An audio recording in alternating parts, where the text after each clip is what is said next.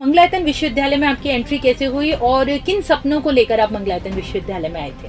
Call के through मुझे मिल गया था। ओके। फिर उसके बाद में मैं यहाँ पर आके अलीगढ़ में मंगलायतन यूनिवर्सिटी में बीजेएमसी में एडमिशन ले लिया 2022 में। माहौल कैसा था? टीचर्स कौन कौन आपको पढ़ाते थे? फैकल्टी की बात की जाए तो जैसे मनीषा मैम हो गई, एचओडी यहाँ के जितेंद्र सर हैं, और उसके बाद में मयंक सर है, और एक टीचर का तो मैं नाम भूल रहा हूँ, योगेश कौशिक। उन्होंने मुझे डीएसएलआर कैमरे से मुझे फोटोग्राफी सिखा दिए थे। यूनिवर्सिटी में आए थे तो क्या आपकी ड्रीम्स को लेकर आए थे? क्या सोचा था आपने? क्या आप एडिटर ही बनना चाहते थे या आपके ड्रीम्स कुछ और थे? एंकर बनना है मुझे। I want become an anchor. जो अभी आए हैं आपके जूनियर्स और मास कम्युनिकेशन डिपार्टमेंट का हिस्सा हैं और आगे अपने सपनों को एक नई उड़ान देना चाहते हैं, उनको आप क्या सजेस्ट करना चाहोगे? थ्योरी आपको जो मिल रहा है वो तो आप लीजिए, कंपलसरी है, बट इसके साथ यदि आपको कुछ प्रैक्टिकल सीखने को मिल रहा है ना, तो प्रैक्टिकल आप मत छोड़िएगा, ये आपके लिए मोस्ट इम्पोर्टेंट है। स्वागत है दोस्तों, रेडियो नारद 90.4 FM से मैं हूं आपके साथ आरजे याशी और प्रोग्राम शुरू हो गया है मंगलवाणी। जी हाँ, एक ऐसा शो जिसमें आपको जानी मानी हस्ती से रूबरू करवाया जाता है। और दोस्तों, आज हमारे साथ मौजूद है एक ऐसी ही जानी मानी शख्सियत जिनका नाम है अब्दुल कलाम। अरे अरे डरिए मत, अब्दुल कलाम ही जी हाँ हमारे साथ मौजूद हैं, जो कि मंगलायतन विश्वविद्यालय से शिक्षा ग्रहण कर अपने करियर की ऊंची उड़ानों को छू रहे हैं। दरअसल दोस्तों, मैं बात कर रही हूँ मंगलायतन विश्वविद्यालय के department of journalism and mass communication के छात्र अब्दुल कलाम, जो कि न्यूज 24 पर एडिटर की पोस्ट पर विराजमान है और कहीं न कहीं आज अपने करियर की ऊंची उड़ानों को छू रहे हैं। तो शुरुआत करते हैं उनके वेलकम के साथ। अब्दुल, आपका बहुत बहुत स्वागत है रेडियो नारद 90.4 FM में। Thank you ma'am. अब्दुल, आज हम आपसे हमारे स्टूडेंट्स के लिए तो बात करने ही वाले हैं, साथ ही आपके करियर में ये जो ग्रोथ आई है वो कैसे न्यूज 24 तक का सफर आपने तय किया उस बारे में भी जानेंगे। तो चलिए शुरुआत करते हैं आपकी एंट्री के साथ कि मंगलायतन विश्वविद्यालय में आपकी एंट्री कैसे हुई और किन सपनों को लेकर आप मंगलायतन विश्वविद्यालय में आए थे? जी, सबसे पहले मैम आपका बहुत बहुत धन्यवाद। अगर बात करूं कि हाँ मंगलायतन आने का प्रोसेस क्या था, तो जब मैं 2022 में जब मैंने इंटर कंप्लीट किया था, तभी मैंने सोचा था कि मुझे मास कॉम का पढ़ाई करके कुछ ना कुछ तो आगे करना ही है। फिर मैं कॉलेज सर्च कर रहा था कि मेरे अफोर्ड में ऐसा कौन सा कॉलेज है जहाँ पर मैं अपना जाके एडमिशन ले सकूँ बीजेएमसी के लिए। मैंने लखनऊ में भी ट्राई किया था बहुत सारे कॉलेज में, बट वो कॉलेज कहीं बहुत ज़्यादा फीस था, कहीं मतलब कहीं का कुछ भी वहाँ पढ़ाई ठीक नहीं था, इसलिए मैंने ज़्यादा वहाँ का कुछ संपर्क नहीं कर पाया। तो मैंने इसे यूट्यूब पर वीडियो देखता रहा कॉलेज का, फिर अचानक मुझे एक लिंक दिखा मंगलायतन यूनिवर्सिटी का। उसका मैंने वीडियो देखा, 2-3 वीडियो देखा। वो वीडियो मुझे बहुत अच्छा लगा। उस वीडियो में मुझे मंगलायतन यूनिवर्सिटी के कॉलेज के बारे में बताया गया, हर डिपार्टमेंट के बारे में बताया गया, कोर्स कौन से अफोर्ड कराते हैं वो सब भी दिखाया गया, और उसके बाद में कौन से कोर्स की फ़ीस कितनी है ये सारी भी चीज़ उसमें प्रोवाइड कराया गया। तो जो बीजेएमसी का जो फीस था वो मेरे लिए बहुत बेटर था, क्योंकि मैं इतना फीस अफोर्ड कर लेता हूँ। फिर मैंने उसी वीडियो में क्या होता था कि कुछ नंबर दिए हुए थे कॉलेज का, मैंने उस नंबर पे कांटेक्ट किया अपने बीजेएमसी से। अकॉर्डिंग मैंने और जानकारी लिया कि सर 3 साल की बीजेएमसी का कोर्स होता है, इसकी फ़ीस क्या है और कितने सेमेस्टर होते हैं इसमें, और उसके बाद में पढ़ाई कंप्लीट होने के बाद में क्या स्कोप होगा। पूरी जानकारी मुझे कॉल के थ्रू मुझे मिल गया था। फिर उसके बाद में मैं यहाँ पर आके अलीगढ़ में मंगलायतन यूनिवर्सिटी में बीजेएमसी में एडमिशन ले लिया 2022 में। ओके जी अब्दुल, वहीं मैंने सुना है मंगलायतन विश्वविद्यालय में दूर दूर से स्टूडेंट्स आते हैं अपनी शिक्षा ग्रहण करने के लिए। तो अगर हमारे श्रोताओं के लिए मैं पूछूं तो आप कितनी दूर से आए थे, यानी आपका घर कहाँ है? मेरा गांव जो है वो बलरामपुर डिस्ट्रिक्ट में पड़ता है। यहाँ से लगभग काफ़ी दूर है, लगभग मैं बताऊँ तो 550 या 600 किलोमीटर की दूरी पर है। मतलब लगभग 700-800 किलोमीटर दूरी की। हाँ, ऑलमोस्ट तो इतना ही। चलिए बात करते हैं शिक्षा की। जब आप मंगलायतन विश्वविद्यालय के department of journalism and mass communication में आए तो माहौल कैसा था? टीचर्स कौन कौन आपको पढ़ाते थे और क्या कुछ मेमोरीज आपकी बनी इस डिपार्टमेंट से जुड़कर? मंगलायतन यूनिवर्सिटी की इन्वायरमेंट की बात की जाए तो बहुत अच्छा है। यहाँ के फैकल्टी भी बहुत अच्छे हैं, यहाँ के जो स्टूडेंट है वो भी अच्छे हैं, चाहे जूनियर्स हों या सीनियर्स हों, सभी लोग अच्छे हैं। सीनियर बच्चों से बहुत कुछ सीखने को मिलता है कि आगे उन्होंने जो भी सेमेस्टर कंप्लीट कर लिए हैं और हम लोग उस सेमेस्टर में पहुँचने वाले होते हैं, तो उस सेमेस्टर से अकॉर्डिंग जो एग्जाम है, सवाल क्वेश्चन वगैरह जो होता है ना, अगर हमसे पूछते हैं कि आपने तो मान ली थर्ड सेमेस्टर कंप्लीट कर लिया, मैं थर्ड सेमेस्टर में आ रहा हूँ, बताइए क्या क्वेश्चन वगैरह, मतलब मैं कैसे इसको मतलब ये क्वालिफाई कर पाऊँगा या फिर पास हो पाऊँगा। तो एग्जाम से रिलेटेड वो सारी पूरी जानकारी सीनियर बच्चे दे देते हैं। और यहाँ की अगर फैकल्टी की बात करें तो जो टीचर होते हैं वो बहुत कोऑपरेटिव होते हैं। वो तो एग्जाम के बारे में तो बताते ही बताते हैं, कॉलेज का जो भी मतलब थ्योरी होता है वो तो पढ़ाते ही हैं आपके कोर्स के अकॉर्डिंग जो होता है, प्लस आपको फ्यूचर में क्या करना है। यदि आपको एंकर बनना है या वीडियो एडिटर बनना है या आरजे बनना है या फिर स्क्रिप्ट राइटर बनना है या फिर कंटेंट राइटर बनना है, कुछ भी बनना है, तो आप उससे जुड़ी जानकारी आप पूछोगे तो यहाँ के जो फैकल्टी हैं, फैकल्टी की बात की जाए तो जैसे मनीषा मैम हो गई, एचओडी यहाँ के जितेंद्र सर हैं, और उसके बाद में मयंक सर हैं, इनसे आप अगर किसी चीज़ का अगर सवाल करोगे तो आपको ज़रूर बताते हैं और आपको आगे चल के वो बहुत लाभकारी होता है, बेनिफिट आपके लिए बहुत होता है वो। और एक टीचर का तो मैं नाम भूल रहा हूँ, जो इस कॉलेज के पत्रकार भी हैं और फोटोग्राफर भी हैं, उनका नाम है योगेश कौशिक। योगेश कौशिक सर मेरे लिए काफ़ी हेल्पफुल भी थे। उन्होंने मुझे DSLR कैमरे से मुझे फोटोग्राफी सिखा दिए थे। वो तो अपने डिपार्टमेंट में बैठकर तो अखबार तो लिखते ही रहते थे, मतलब हर आए दिन किसी भी घटना पर, और हमको तो DSLR पे तो वीडियोग्राफी फोटोग्राफी सिखाई देते हैं। तो कॉलेज में किसी भी तरह का कोई भी प्रोग्राम, कल्चरल प्रोग्राम हो, स्पोर्ट प्रोग्राम हो या फिर आपका डिफरेंट टाइम किसी भी का तरह का प्रोग्राम हो, हमको वहाँ पर भेज देते थे। कैमरा लेकर मैं जाता था, कवर करता था, वीडियो बना कर लेकर आता था, फोटो खींच कर लाता था, और वो क्या था, वो अपना न्यूज बना देते थे। तो उनसे मुझे DSLR कैमरा सीखने को मौका मिला था। Very nice. और जब आप यूनिवर्सिटी में आए थे तो क्या आपके ड्रीम्स को लेकर आए थे, क्या सोचा था आपने, क्या आप एडिटर ही बनना चाहते थे या आपके ड्रीम्स कुछ और थे? सच बताऊं तो मैं कभी सोचा नहीं था कि मैं वीडियो एडिटर बनूंगा, ना ये मेरा ड्रीम था और ना मेरा ये गोल था। मैंने कभी फ्यूचर में भी नहीं सोचा था कि मैं कभी एडिटर बनूंगा। जब मैं मंगलायतन यूनिवर्सिटी में एडमिशन लेने आया था, मेरा फर्स्ट उद्देश्य ये था कि एंकर बनना है मुझे। I want become an anchor. So anchor बनने के लिए मैं यहाँ पर आया, बट क्या हुआ, जब मैं पढ़ाई कर रहा था, थर्ड सेमेस्टर कंप्लीट जब मेरा हुआ, तो मेरा इंटरेस्ट जो हुआ ना वो वीडियो एडिटिंग में ऑटोमेटिक क्या हुआ बढ़ने लग गया उसमें बहुत ज़्यादा। मैंने क्या हुआ, सेकंड सेमेस्टर में ही मैंने अपना यूट्यूब चैनल उस समय बना दिया था, और मैं उस समय वीडियो भी अपलोड करता था, बहुत अच्छा मैं एडिट करता था। उस समय मैं कंप्यूटर से एडिट नहीं कर पाता था, मुझे प्रीमियर नहीं आता था, तो मैं फ़ोन से करता था। फ़ोन में जैसे कुछ सॉफ्टवेयर का मैं नाम बता देता हूँ, काइन मास्टर हो गया, BN हो गया, आप लोग भी यूज करते हैं सबका।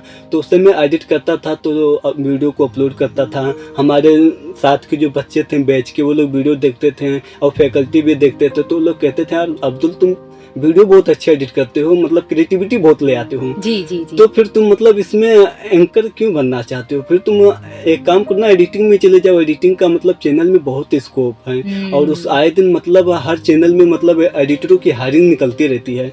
तो आप एंकर का ये झमेला जो है छोड़ो और एडिटर बन जाओ, एडिटर आपके लिए बेस्ट रहेगा।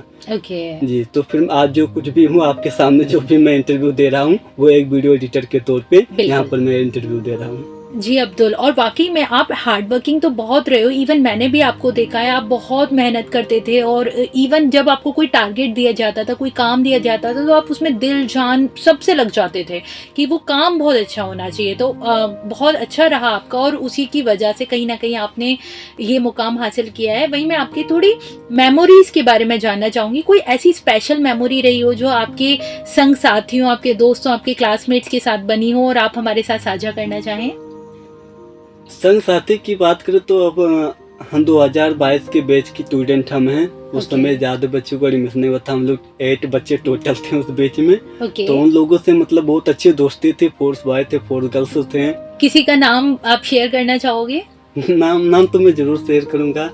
हमारे बैच का मैं पहले बॉयज का नाम शेयर करूंगा, जो मेरे दोस्त हैं। उसको मतलब मैं एक दोस्त ही है, मतलब वो ऐसा दोस्त है कि वो मुझे हर जगह कोऑपरेट किया है। मैं उसका नाम लेता हूँ ज्ञानेंद्र प्रताप सिंह। नाम तो बहुत बड़ा है, अगर इसके आगे भी बताऊँ तो थोड़ा नाम बहुत बड़ा रखता है। ज्ञान मेरे लिए काफ़ी मतलब यहाँ पर कॉलेज में एग्जाम से रिलेटेड मैं किसी भी चीज़ में अगर वीकनेस रहता था तो वो मुझे बताते थे। एग्जाम के तौर पे मतलब कहीं कुछ चीज़ें अगर मैं भूलता था या कोई चीज़ मैं अगर भूल जाता था तो वो चीज़ में ज्ञान बताता।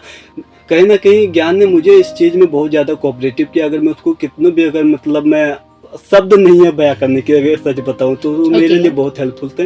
बाकी और थे बच्चे थे, ज्ञान थे और हरीश नाम का लड़का था, अर्जुन नाम के लड़के थे, लोग भी थे, अपने आते थे क्लास लेने के लिए। कुछ लड़कियां थी आई थी, एक राजस्थान की लड़की थी, नाम बता रहा हूँ उसका, दीपशिखा शर्मा था। एंड कुछ 2 लड़कियां अलीगढ़ की थी, एक का नाम शिवानी था और एक का नाम खुशबू चौहान था। और एक लड़की आई थी, मैं उसका नाम शायद एटा था या शायद फिर मुरादाबाद से आई थी, उसका नाम था दीपिका यादव। उन लोगों से अच्छी दोस्ती रही, अच्छी मेमोरीज भी बन गई। कोई मेमोरेबल टाइम आप साझा करना चाहें? एक बार जो फ्रेशर पार्टी यहाँ पे हुआ था तो वहाँ पे बहुत सारा एंजॉय भी हुआ था पूरे बच्चों के साथ में। उसमें ग्रुप फोटो भी वगैरह हुआ था, वीडियो भी बना था, कुछ बच्चे डांस भी किए थे, किसी को सिंगिंग करना था वो भी हुआ था। और फ्रेशर पार्टी में तो मतलब बहुत ज़्यादा तो एंटरटेनमेंट किए थे। मैं एक चीज़ और बोल रहा हूँ, एक चीज़ और हुआ था इस कॉलेज में, एक बार मतलब मिमिक्री हुआ था तो कुछ बच्चे पार्टिसिपेट लिए थे, मैंने भी मिमिक्री किया था। ओके, किसका? मैंने मिमिक्री किया था। अब तो उस दुनिया में जो जिनका मैं मिमिक्री कर रहा हूँ वो तो मतलब इस दुनिया में है नहीं। उनका नाम था राजू श्रीवास्तव। ओके। जो जिनका मतलब डेथ हो गया, उनका मैंने मिमिक्री किया था। और जिस टाइम में मैंने मिमिक्री किया था इतना खुशनुमा माहौल बना रखा था कि वहाँ पर जितने भी ऑडियंस थे उनको सब मैं अपनी तरफ खींच लिया था। इतना मैं उन लोग को हंसाया था, फनी किया था। वो मेरे लिए आज भी जब मैं सोचता हूँ ना, वो मेरे पास वीडियो भी है, कभी कभी मैं वो देखता हूँ तो मैं वही याद करता हूँ कि एक समय था कि जब मैं करीब 200 से वो बच्चों को मैंने एक बार में कम से कम मैंने हंसा दिया था। Very nice. और चलिए बात करते हैं कुछ जूनियर्स की जो अभी आए हैं, आपके जूनियर्स और मास कम्युनिकेशन डिपार्टमेंट का हिस्सा हैं और आगे अपने सपनों को एक नई उड़ान देना चाहते हैं। उनको आप क्या सजेस्ट करना चाहोगे और क्या कहना चाहोगे उनसे, उनकी स्किल्स कैसे इम्प्रूव हों, क्या टिप्स देना चाहोगे? जूनियर बच्चों को तो मैं यही मैसेज देना चाहता हूँ कि आप अपने जिस भी सेमेस्टर में पढ़ाई अच्छे से कीजिए। थ्योरी आपको जो मिल रहा है वो तो आप लीजिए, कंपलसरी है, बट इसके साथ यदि आपको कुछ प्रैक्टिकल सीखने को मिल रहा है ना तो प्रैक्टिकल आप मत छोड़िएगा, ये आपके लिए मोस्ट इम्पॉर्टेंट है।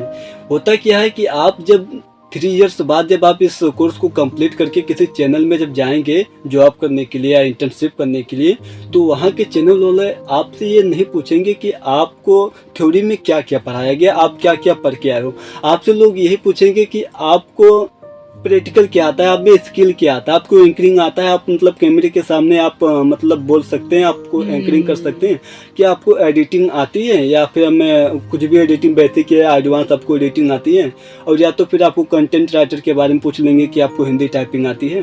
तो ये सब बहुत इंपॉर्टेंट चीज़ होती है। आप पढ़ाई के साथ थ्योरी कीजिए, लेकिन यदि आपको अगर कॉलेज में एडिटिंग सिखाया जाता है तो एडिटिंग सीखिए, और यदि एंकरिंग कराया जाता है तो एंकरिंग कीजिए, और अगर नहीं कराते हैं तो आप अपना खुद का यूट्यूब चैनल बनाओ। और प्रत्येक दिन कहीं ना कहीं किसी भी विषय पर मतलब कोई ना कोई घटनाएं होती रहती है, हर दिन कोई ना कोई घटनाएं होती रहती है। उस घटनाएं को जो ट्रेंड में चल रही होती है उस घटनाएं को आप कॉलेज में आओ, स्टूडियो में आओ, उस पर आप एंकरिंग करो, 4 मिनट 5 मिनट का वीडियो बनाओ और उसको यूट्यूब पर अपलोड करो। और या तो फिर आप अपने रूम पर भी ये काम कर सकते हो। ऐसे कोई बहुत मतलब हार्ड वर्क वाला काम है नहीं ज्यादा। इससे क्या होगा कि आप अगर एंकर बनना चाहते हैं ना तो इससे आपका जो शब्दों का उच्चारण जो होता है ना ये बहुत स्ट्रोंग हो जाएगा, आपकी कम्युनिकेशन स्किल बहुत बेटर हो जाएगी। और यदि आपको कंटेंट राइटर में जाना है तो आज से ही मतलब उसके लिए तैयारी कर दो। यहाँ के लाइब्रेरी में बहुत सारे कंप्यूटर हैं, वहाँ पे चले जाओ और उसके बाद में आप हिंदी टाइपिंग वहाँ पे करना सीखो। हिंदी टाइपिंग आज के युग में अगर आपको कंटेंट राइटर बनना है तो ये भी बहुत इंपॉर्टेंट है, क्योंकि आपको अगर हिंदी टाइपिंग नहीं आएगा तो वहाँ पर आपको या तो सीखना पड़ेगा, और अगर आप सीख कर जाओगे तो आपको सीखने का नहीं पड़ेगा और आप जल्दी से आप एक एम्प्लॉय के तौर पे वहाँ पे काम करोगे। बिल्कुल अब्दुल, वहीं हमारे कुछ स्टूडेंट जो हैं वो ये समझते हैं कि मास कम्युनिकेशन फील्ड का मतलब है कि आप एंकरिंग कर लो, रिपोर्टिंग कर लो या एडिटिंग कर लो। क्या इसमें इसके अलावा भी और स्कोप्स हैं या सिर्फ 2-3 चीजों से ही ये मास कम्युनिकेशन डिपार्टमेंट बनता है? देखिए, मास कम्युनिकेशन एक ऐसा डिपार्टमेंट है कि यदि आप अगर इसका कोर्स कंप्लीट कर लेते हो तो जरूरी नहीं है कि आप एक एडिटर ही बन सकते हो। इसमें बहुत सारे स्कोप होते हैं। हम लोग क्या होता है, डॉक्टर की पढ़ाई करते हैं तो केवल डॉक्टर ही बन पाते हैं और उसके अलावा हम किसी चीज में नहीं जा सकते हैं। बट यदि आपने मास कम्युनिकेशन की पढ़ाई कर ली ना, आपके पास कई अपॉर्चुनिटी है। आप एंकर बन सकते हो, वीडियो एडिटर बन सकते हो, कंटेंट राइटर बन सकते हो, स्क्रिप्ट राइटर बन सकते हो, और आरजे भी बन सकते हो, जो कि आरजे यहाँ पर बगल में यासिका में बैठी हुई है, ये भी एक आरजे ही है। तो ऐसे बहुत सारे, या तो फिर आप एक पॉडकास्ट के तौर पर आप गेस्ट का आप इंटरव्यू ले सकते हो, तो ये सब भी मतलब मास कॉम में आता है। उसके बाद में आप रिपोर्टर भी बन सकते हो, जो आप जाओगे फील्ड में ग्राउंड रिपोर्टिंग करोगे आप। उसके बाद में कैमरा मैन का भी स्कोप होता है, वो भी आप कर सकते हो। उसके बाद में न्यूज़ चैनल में एक इनपुट आउटपुट का काम भी होता है, जो असाइनमेंट वाले बहुत अच्छे से जानते हैं, उसमें भी आप काम कर सकते हो। उसके बाद में आप पीसीआर में भी जाके काम कर सकते हो कि पीसीआर वाले ये सब कौन सा खबर कब चलाना है, कब हैंडल करना है, सब उनको भी बहुत अच्छे से आता है। तो इसमें ऑलमोस्ट हमको तो लगता है कम से कम 8 से 10 स्कोप तो है ही है, मिनिमम 8 से 10 स्कोप है। आप अपने अनुसार जो आपको अच्छा लगे वो आप चूज कर लो और उसमें आप अपने अकॉर्डिंग आप काम करना स्टार्ट कर दो। बिल्कुल बिल्कुल अब्दुल। वहीं अब चलते चलते प्रोग्राम को अंत की ओर ले चलते हैं, और मंगलायतन विश्वविद्यालय के लिए आप क्या थैंकफुल नोट देना चाहोगे, क्या कहना चाहोगे, जिसकी वजह से आप जिस मुकाम पर हो और आप इतना सफल हुए हो, तो किस तरह से उनका धन्यवाद करना चाहोगे? मंगलायतन यूनिवर्सिटी के बारे में धन्यवाद तो मेरे लिए तो ये शब्द कम पड़ जाएगा, क्योंकि मैं आज जो कुछ भी हूँ मंगलायतन के ही देने। अगर मैं मंगलायतन में ना आता तो ना आज मैं एक वीडियो एडिटर होता और ना ही मैं आज आपके सामने यहाँ पर बैठकर इंटरव्यू दे पा रहा होता जी। मंगलायतन यूनिवर्सिटी अच्छा कॉलेज है, यहाँ पे पढ़ाई भी बहुत अच्छी होती है, यहाँ की फैकल्टी भी बहुत अच्छा है, फैसिलिटी भी बहुत अच्छी है, यहाँ की इन्वायरमेंट भी बहुत अच्छा है। हॉस्टल की बात की जाए तो वहाँ पर मतलब खाना वाना भी बहुत अच्छे देते हैं, मील्स भी जो होता है बहुत बेटर है, पढ़ाई भी अच्छा होती है। अब यहाँ के एक ऐसा होता है कि आपको थ्योरी के साथ साथ में आपको प्रैक्टिकल भी देते हैं। प्रैक्टिकल किसी भी कोर्स के लिए बहुत इंपॉर्टेंट चीज़ होता है, तो प्रैक्टिकल भी यहाँ पर आपको प्रोवाइड की जाती है। तो Mangalayatan university is the better college. और यदि कोई बच्चा यदि आरजे बनना चाहता है, उसका अगर ड्रीम है कि मुझे आरजे बनना है, मुझे मतलब ऐसा है कि मेरे शब्द बहुत अच्छे हैं और मैं अपने शब्दों से लोगों को मतलब एकदम मैं आनंद करना चाहता हूँ किसी भी घटना को लेकर, तो मंगलायतन यूनिवर्सिटी अपना रेडियो भी चलाती है। यहाँ पर आएंगे और यहाँ पर आप अगर यदि आपके शब्द उतने अच्छे नहीं हैं जिस तरह एक आरजे का होता है, तो यहाँ पर आप आएँ और उसके बाद में यहाँ पर आप अपनी कम्युनिकेशन स्किल भी आप ठीक कर सकते हैं। वो कैसे होगा वो आपको आरजे मैम बताएंगी। ये खुद एक आरजे हैं, आपको स्क्रिप्ट भी देंगी, आपको जो उसमें हिंदी में लिखा रहेगा। आप जो उस भाषा में आप जो भाषा आपको अच्छा पढ़ना आता है, जो आपको समझना आता है, उस भाषा में आपको स्क्रिप्ट देंगी और उसको किस तरह से आपको पढ़ना है, कहाँ पर कितना गैप लेना है, कितने सेकंड बाद फिर बोलना है, वो सब आपको एक बारीकी से मतलब जो होता है ना, मतलब बारीकी से बारीकी जो भी जानकारी होती है वो आपको आरजे में बता देंगी, जो कि एक आरजे के लिए ये बहुत इंपॉर्टेंट चीज होता है। बिल्कुल अब्दुल, बहुत बहुत शुक्रिया रेडियो नारद के साथ जुड़ने के लिए। हमारे जो जूनियर्स हैं उनको इतना अच्छा मोटिवेशनल मैसेज दिया आपने, और हमारे जो श्रोता हैं उनके साथ आपने अपने करियर का जो जर्नी है वो शेयर किया। आपका बहुत बहुत धन्यवाद रेडियो नारद में आने के लिए और हमारे श्रोताओं के लिए इतना अच्छा प्रोग्राम देने के लिए। बहुत बहुत thank you. Thank you ma'am. इसी के साथ दोस्तों अभी मैं लेती हूँ आपसे विदा, क्योंकि वक्त हो चला है अगले कार्यक्रम का। लेकिन फिर मिलते हैं आपसे एक नई शख्सियत के साथ, उनकी ढेर सारी एक्सपीरियंस को जानेंगे और ढेर सारी इन्फॉर्मेशन लेंगे उनसे। तब तक के लिए मुझे यानी आरजे आशी को दें इजाजत और बने रहें रेडियो नारद के साथ। रेडियो नारद 90.4 FM, जन जन की मंगलवाणी।